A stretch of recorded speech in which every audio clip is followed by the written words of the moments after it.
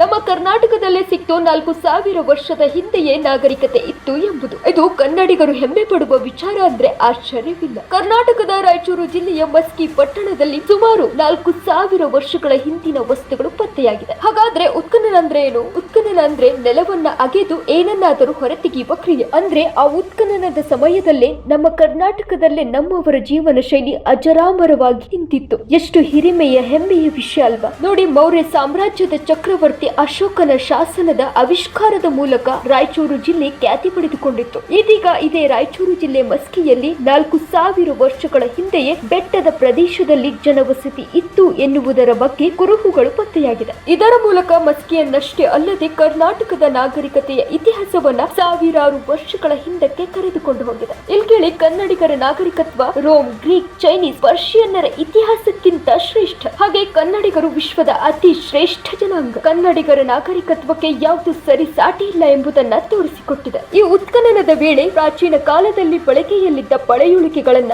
ಸಂಗ್ರಹಣೆ ಮಾಡಲಾಗಿದೆ. ಇಲ್ಲಿ ಇತ್ತೀಚಿನ ಉತ್ಖನನಗಳು ಉಪಕರಣಗಳು, ಮಣಿಗಳು, ಕುಂಬಾರಿಕೆ ಮತ್ತು ಪ್ರಾಣಿಗಳ ಅವಶೇಷಗಳನ್ನ ಬಹಿರಂಗಪಡಿಸಿದವು. ಅದೇನೇ ಆಗಿರ್ಲಿ, ನಮ್ಮ ನಾಗರಿಕತೆಯನ್ನ, ನಮ್ಮವರ ನಾಗರಿಕತೆಯ ಪರಂಪರೆಯನ್ನ ನಾವೆಲ್ಲ ಸಂಭ್ರಮಿಸಲೇಬೇಕು. 400 ವರ್ಷಗಳಲ್ಲ, 4000 ವರ್ಷಗಳ ನಾಗರಿಕತೆ ಸಿಕ್ಕಿರೋದು ಕರ್ನಾಟಕದ ಹೆಮ್ಮೆ. ಎಲ್ಲ ಕನ್ನಡಿಗರು ಆದಷ್ಟು ಶೇರ್ ಮಾಡಿ.